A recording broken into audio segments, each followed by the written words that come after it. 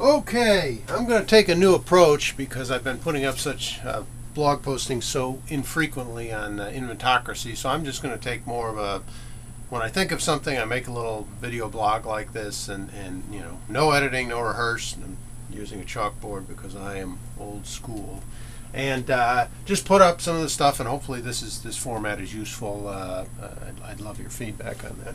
So today we're going to talk about wildly varying quotes, which is something that I know a lot of you are going to experience if you haven't already, as you're trying to get little inventions to market.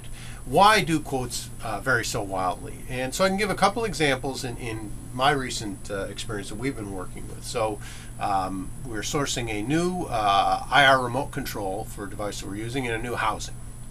And on both these cases, we have from various vendors wildly varying quotes. In the case of the remote, we have tooling and engineering, which often in Asia, as many of you know, and often generally, the engineering and the tooling and the initial prototyping are pretty hard to extract. Not always, but there's a certain kind of connection to them in many cases. And so in the case of the remote, we have tooling estimates that range from about $4,000 or $5,000 all the way up to $30,000. So what's going on? Well, I mean, there's a lot of things that can go into a quote. And you know, sometimes the vendor's not interested in you, but one of the most kind of important things you can control is how specialized a vendor is. So, you know, in the case of the lower quotes, they are remote control manufacturers. That's basically all they do.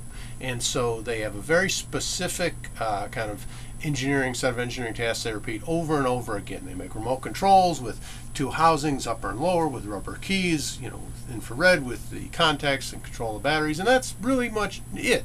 If you want them to do a general purpose plastic part, you can't. And so it's very specific and very focused. You're very limited flexibility in many cases, but for that you get in the flow of these goods, which makes it very inexpensive.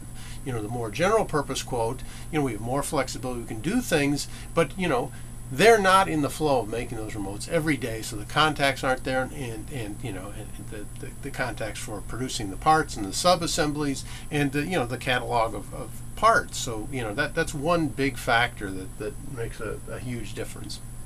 Second example is with the metal housing, and I'm going to refer a vendor Protocase. I've not used them before, so I can't vouch for them, but there's a very interesting case study that Tom's Hardware did with them, where they build a custom housing. And if you go to their website, there's another good example.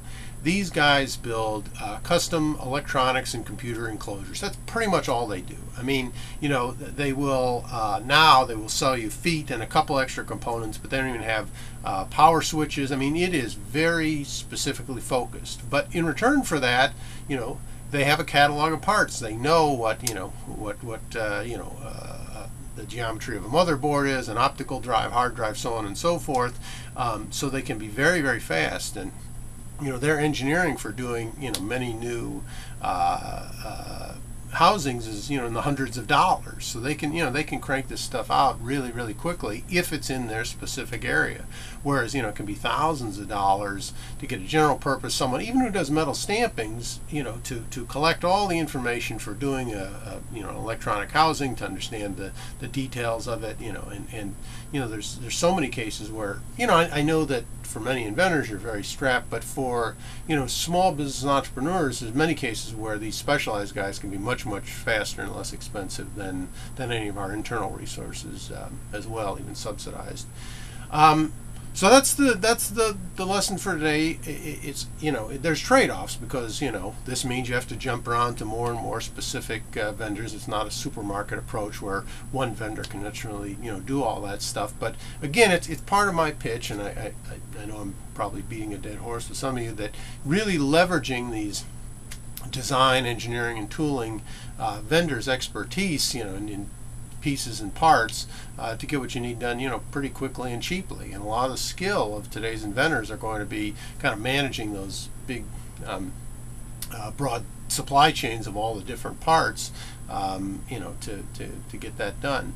You know, it's you know, you wind up on a learning curve with a new vendor, but many cases, the prototypes and the engineering are so cheap that you can experiment, very quickly. This proto case will turn around a design in 2-3 days. So even though they're a new vendor, you're going to get to know them very quickly, whether you like them or don't, or whether you can work with them, or whether their constraints work. And so, it often doesn't make sense to just get started with someone new rather than relying on the same base of suppliers who may not be well tailored for what you're doing. So that's the lesson. I hope it was useful, and feedback is desired as always. Thank you.